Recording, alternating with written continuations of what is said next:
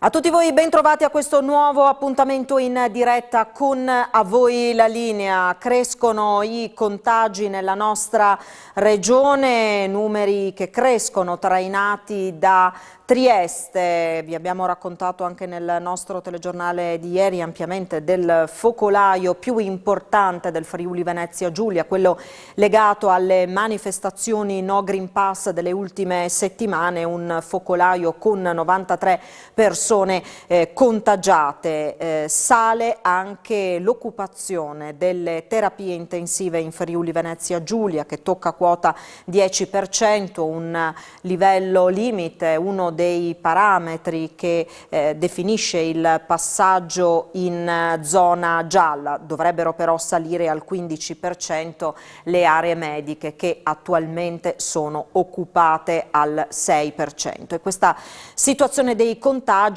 non può non riflettersi anche nelle scuole. Arrivano appunto i primi contagi anche in classe, scattano dunque i provvedimenti dei dipartimenti di prevenzione e si ritorna alla DAD, quantomeno nelle classi ovviamente coinvolte. Vediamo qual è la situazione a Codroipo. Come abbiamo raccontato nel corso del telegiornale, ci sono circa 200 studenti in isolamento dopo una ventina di contagi che hanno interessato le classi prime e seconde della scuola primaria Fabris e Candotti nel plesso di via 4 novembre. Sono risultati positivi 2 docenti, una ventina di alunni e così, come detto, 200 studenti si trovano in isolamento. Per fare il punto sulla situazione, la nostra Paola Treppo ha raggiunto il sindaco di Codroipo, Fabio Marchetti. Sentiamo allora gli aggiornamenti. Sì, eccoci, siamo in piazza Codroipo con il sindaco Fabio Marchetti per fare il punto sulla situazione che vede coinvolte alcune scuole del centro di questo capoluogo del Medio Friuli, interessato purtroppo da un focolaio di Covid che ha visto uniti azienda sanitaria, comune, anche altre realtà. Che cosa sta succedendo, sindaco? Sì, abbiamo preso una decisione unitamente al dottor Zuliani del Dipartimento di Prevenzione, Erminia Salvador, dirigente scolastico dell'Istituto Comprensivo di Codroipo, al fine di garantire la massima sicurezza a tutte le bambine e i bambini che frequentano le classi prima e seconda delle scuole elementari del plesso di via 4 novembre. Questa decisione si è resa necessaria appunto per garantire la massima salute e la massima sicurezza a tutti i frequentanti di questo plesso. Sono 11 le classi coinvolte, oltre 200 i bambini che dovranno essere vagliati in queste giornate, però quello che ci interessava era A, non creare assolutamente panico, B, garantire la massima sicurezza. Infatti questa misura, che può sembrare drastica ma drastica non è, segue a alcune chiusure di diverse classi che si sono registrate nel territorio, sia delle scuole dell'infanzia, mi riferisco a via Politi, dove i piccoli e i medi sono stati posti in quarantena. Oggi, per dire, rientrano i grandi che lo erano già stati messi in quarantena nei giorni scorsi, e altre classi delle elementari del plesso di via Friuli, sempre della Fabris, e 2 classi delle medie sono a oggi in quarantena. E quindi, visto questo recrudescenza, ma soprattutto questo aumento esponenziale dei contagi tra i più giovani, che poi potrebbe allargarsi in maniera incontrollata, abbiamo deciso per una misura drastica, che è appunto la chiusura del plesso di via 4 novembre. Ringrazio già anticipatamente le famiglie per la comprensione, ma anche e soprattutto per il senso di responsabilità che in questi momenti dobbiamo dimostrare. Meglio spegnere l'incendio prima che divampi, cioè quando ancora la fiammella è piccola, piuttosto che poi vederci in situazioni non controllate o non controllabili.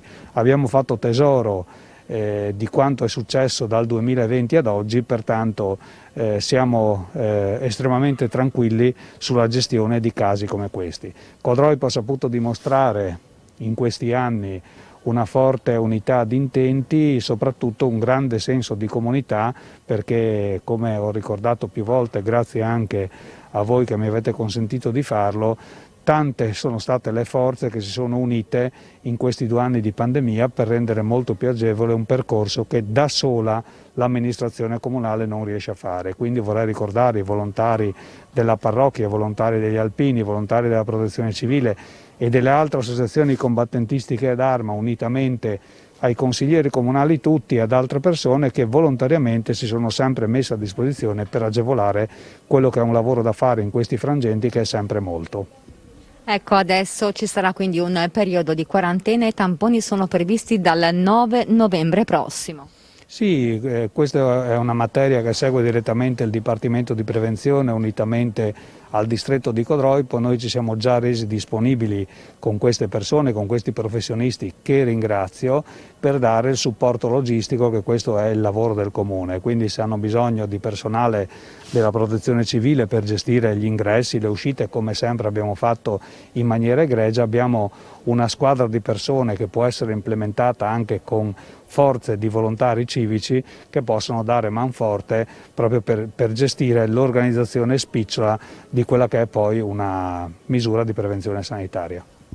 Allora ringraziamo anche noi volontari che si mettono sempre a disposizione nei momenti di emergenza, insomma sia in passato che anche in questa situazione che speriamo rientri il prima possibile. Grazie al sindaco Fabio Marchetti, e qui da Codroipo è tutto. Grazie a Paola Treppo e al sindaco Marchetti. E dopo una prima metà dell'anno profondamente segnata dalla pandemia, l'orchestra della Regione Friuli Venezia Giulia guarda al futuro e ha programmato da qui alla fine dell'anno 70 concerti. Oggi la presentazione a Udine, ha seguito i lavori per noi Alexis Sabot. Sentiamo le interviste raccolte. Paolo Petizione, il presidente dell'FVG Orchestra, si riparte con un programma davvero ricco. Che significato ha anche ripartire?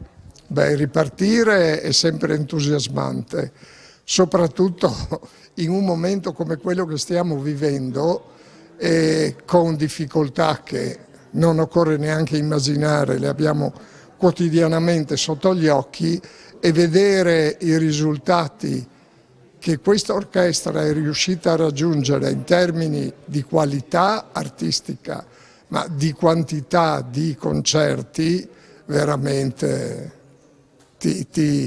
mi inorgoglisce, ecco, è la parola giusta. Una realtà che sta diventando sempre più simbolo della regione anche all'estero. Beh, simbolo della regione moltissimo, anche per le implicazioni che questa orchestra ricadute dà sul piano economico. Nell'ultimo CDA abbiamo stabilizzato altri 12 musicisti, ovviamente dovremo fare i bandi, ma l'intenzione è questa, quindi arriviamo ad una quarantina di musicisti, ma nel corso dell'anno mi viene riferito che fra quelli che si aggiungono a seconda dei concerti abbiamo mobilitato circa 150 artisti, musicisti della nostra regione, quindi realtà economica importante, ma anche realtà politica, fra virgolette, importante, perché questa orchestra veramente sta diventando l'immagine artistica della regione Friuli Venezia Giulia. E anche questo. Con una cerimonia che si è svolta al cimitero di Casarsa è stato ricordato il 46esimo anniversario della morte di Pierpaolo Pasolini, assassinato a Ostia il 2 novembre del 1975. A portare i fiori sulla tomba il Comune e il Centro Studi, che si preparano a celebrare il centenario della nascita il prossimo anno. Pur sopravvivendo in una lunga pendice di inesausta, inesauribile passione che quasi in un altro tempo ha la radice, so che una luce nel caos di religione, una luce di bene mi redime il troppo amore nella disperazione. È una povera donna. Oggi Casarsa ricorda la morte di Pierpaolo Pasolini, il 46esimo anniversario della sua scomparsa, con una cerimonia qui al cimitero di Casarsa dove riposa accanto alla madre Susanna Colussi. Siamo con il sindaco di Casarsa, Lavinia Clarotto, insomma anche oggi questo ricordo di Pierpaolo Pasolini. Bene, buongiorno a tutti, sì, ormai per noi è un rito a cui non possiamo mancare, è un omaggio semplice, sempre molto sobrio, senza grandi parole. Di solito io leggo una sua poesia per l'invito a fare parlare lui e anche a cogliere l'occasione di questo anniversario, per quanto triste, per riprendere in mano i suoi testi, per rileggerli o per rivedere un suoi film e ogni volta capire il messaggio, capire la grandezza di questo immenso Pierpaolo Pasolini. Ci sono sempre molte persone a questa cerimonia, sintomo che il legame tra Pasolini e Casarsa è sempre ancora forte. Sì, senz'altro, poi ci sono tante persone che vengono anche da fuori, ci sono dei turisti che sempre, tutte le settimane, ce ne sono pochi, ma non mancano mai di portare il saluto qua sulla tomba di Pierpaolo. È un grandissimo uomo, un grandissimo intellettuale che ha sempre tanto da dire a tante persone e la presenza lo testimonia. Oggi si ricorda la sua morte, ma tra poco si ricorderà la sua nascita, i 100 anni che verranno celebrati il prossimo anno. Ecco, a che punto siete con i preparativi? Ma a inizio marzo, inizieranno tutti gli eventi, sarà ovviamente un cartellone ricco, tra l'altro il nostro comune assieme al Centro Studi Pasolini è in una cordata proprio nazionale di enti importanti, di altri enti locali, di ministeri, di centri culturali e di enti che onoreranno la sua figura. Stiamo definendo il calendario, però sicuramente sarà all'altezza di Pierpaolo Pasolini. Il Centro Studi intende onorare la figura di Pierpaolo in questa ricorrenza, proseguendo con l'attività di studio, di ricerca che vuole così fare in modo che l'opera pasoliniana continui a parlare di Pierpaolo al mondo. Ed in questa attività che noi riteniamo importante, il prossimo anno a maggior ragione sarà un anno in cui ancora di più il ruolo del Centro Studi vorrà essere, assieme a Pierpaolo, protagonista della sua opera intellettuale. Intanto alle viste c'è un convegno molto importante sul rapporto tra Pierpaolo Pasolini e Gramsci. Sì, il prossimo fine settimana, venerdì e sabato, parleremo in maniera anche spesso inedita di quello che è stato il rapporto letterario Pasolini-Gramsci. Il Centro Studi ancora una volta intende indagare su quello che è stato un rapporto tra due massimi intellettuali del nostro tempo. Quasi scontata la domanda, ma che cosa ci resta di Pasolini? Qual è il suo insegnamento che dobbiamo ricordare ogni giorno?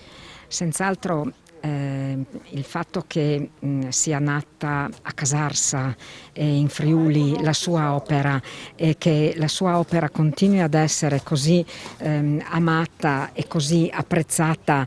Voglio fare qui un riferimento proprio ai giovani che vengono a Casarsa e nei loro occhi c'è ancora la luce, brillano ancora quando si parla di Pasolini. E allora rieccoci in studio. Giovedì c'è un importante appuntamento per la nostra emittente. In diretta alle 17 sveleremo le novità del palinsesto autunnale che prenderà il via proprio questa settimana. Ritorna sugli schermi di Telefriuli Catine con tie break. Ci sono delle novità, la nostra Alexis Sabot ha incontrato Catine in centro a Udine, vediamo se le ha svelato qualcosa della nuova edizione di Tie Break. Simone, andiamo che devo andare a fare le interviste per la diretta.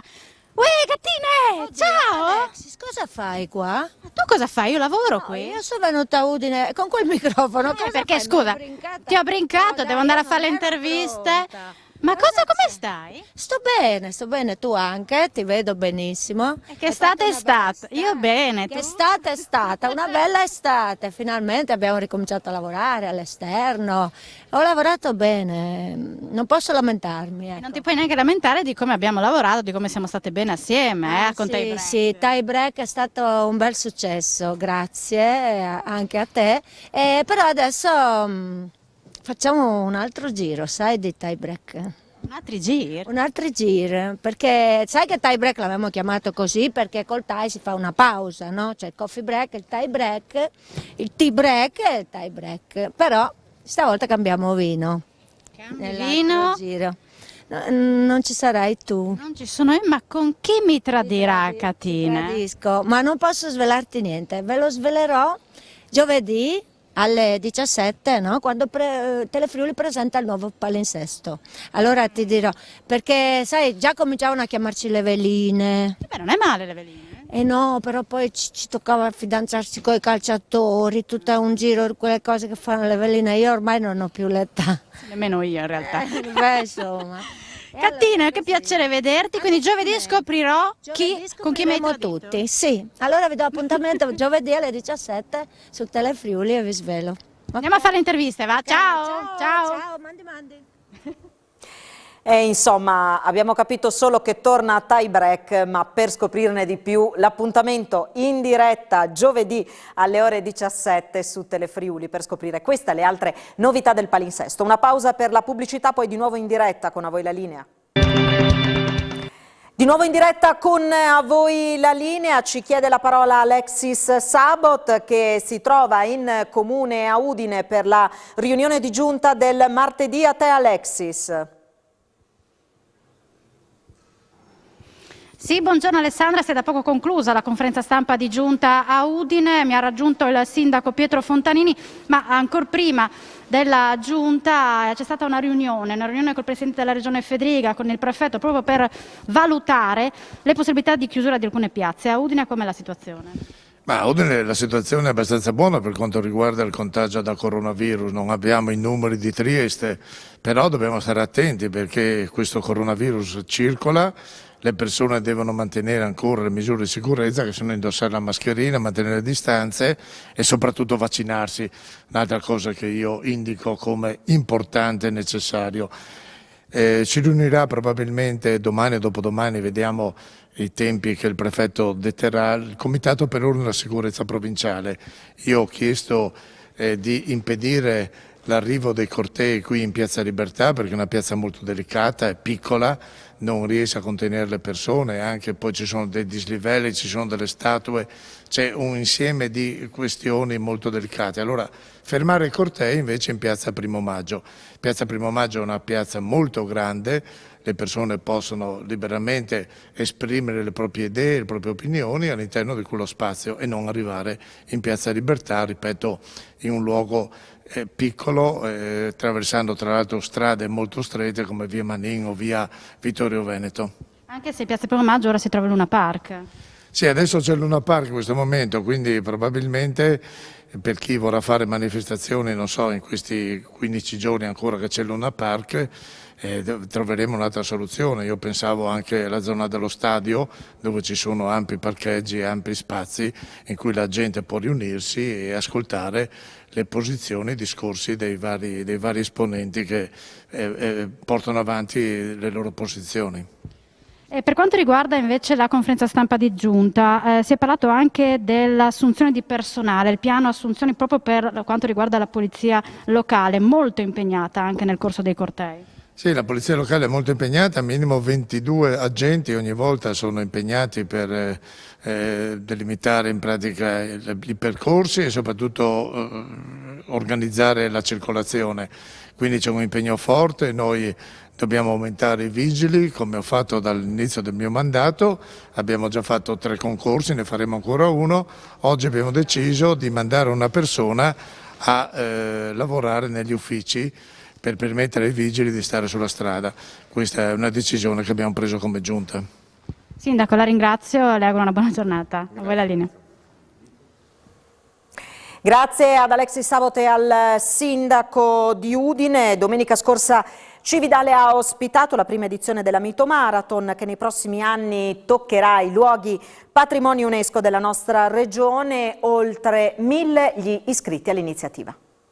Maratona, mezza maratona, corsa rosa e staffetta, sono queste le 4 possibilità per entrare nel mito. Il primo appuntamento qui a Cividale del Friuli. Domenica blindata per la città ducale che ha ospitato oltre 1000 podisti pronti ad entrare nell'Olimpo delle maratone. Un anello attorno alla cittadina per scoprire paesaggi e bellezze del territorio cividalese. Siamo qui con Stefano Scaini, direttore di corsa. Raccontaci un po' i percorsi di questa prima edizione della Mito Marathon. Un percorso bellissimo per quanto mi riguarda, non è sicuramente monotono, sfrutta quello che è, diciamo, l'ambiente bellissimo di Cividale, che è accolto da queste piccole dune o piccole colline, famose anche per quello che è l'aspetto anche enogastronomico soprattutto, ma soprattutto hanno offerto un bellissimo disegno di percorso. Io l'ho definito come quasi un quadrifoglio e concentro quello che è il cuore di Cividale con Piazza Duomo e Largo Boiani. Possiamo dire che a primo acchito così gli amatori, ma non solo quelli, anche quelli un po' che corrono più forte, mi hanno subito dimostrato una sorta di apprezzamento anche nelle fasi preliminari. Adesso ci sarà il passaggio del primo giro della maratona e vedremo quanto sarà acceso il sorriso dei maratoneti in quello che è il metagara, appunto il 21.097 qui in Piazza Duomo. Siamo contenti perché abbiamo avuto comunque molte iscrizioni all'ultimo. Adesso questi 2 anni qua tutto quello che è la programmazione sportiva tende a essere veramente al limite della coscienza o della decenza, nel senso che anche gli stessi amatori e podisti provano a iscriversi all'ultimo istante, all'ultimo secondo. Noi dobbiamo comunque garantire tutte quelle che sono le norme che ci permettono ora di vivere con quella che è una pandemia abbastanza complessa, però siamo contenti perché abbiamo creato veramente un circuito e delle zone di appunto partenza, arriva e cambio molto ampie, tutte il quale permettono un gran sorriso un po' a tutti quanti. Qual è il punto di forza della Mito Marathon rispetto ad altre maratone? Ma sicuramente è un gruppo nuovo di lavoro, eterogeneo possiamo dire, ognuno ha le sue competenze. Io vengo chiaramente dalla competenza di quello che è l'aspetto management sportivo, dove occuparmi di quello che è l'atleta forte e di quello che è il disegno del percorso. Chiaramente sono affezionato a quello che è un territorio regionale come il nostro che ha degli spunti particolarmente accesi e credo che tutti quanti i gruppi di lavoro più o meno coesi oppure più o meno nuovi offrono grande attività a quello che è la nostra regione e sono convinto che nel giro di poco ci sarà anche qualche grandissimo evento. Percorso semplice a dirsi, ma decisamente più impegnativo poi a farsi. I 2 campioni della mezza maratona, Jonne Voikameto e Polin Ragoi Esikon, che hanno concluso la gara entrambe entro l'ora e 10, sottolineano come ad un continuo saliscendi si sia aggiunto anche il vento, decisivo specialmente nelle ultime fasi della corsa. Tanta Italia nella mezza maratona con Stefano La Rosa al secondo posto e Amendo Uda al terzo. 2 ore 14 minuti e 50 secondi è invece il tempo del miglior maratoneta, il keniano Nyeri Simon Kamau, seguito sul gradino più basso del podio dal primo italiano, Tommaso Manfredini. Un momento importante anche per il turismo locale, che dopo un'estate positiva continua a registrare un incremento nell'afflusso turistico. Quest'anno è Cividale, il prossimo anno sarà Palmanova e poi Aquileia.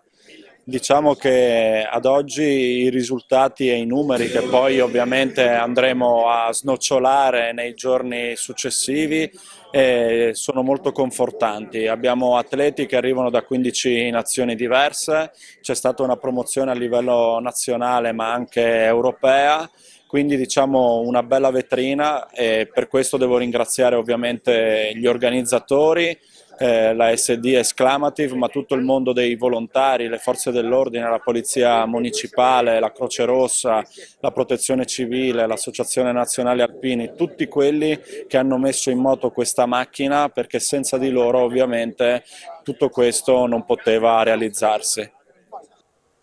Ci fermiamo qui, grazie per averci seguito, vi auguro un buon proseguimento di giornata, arrivederci.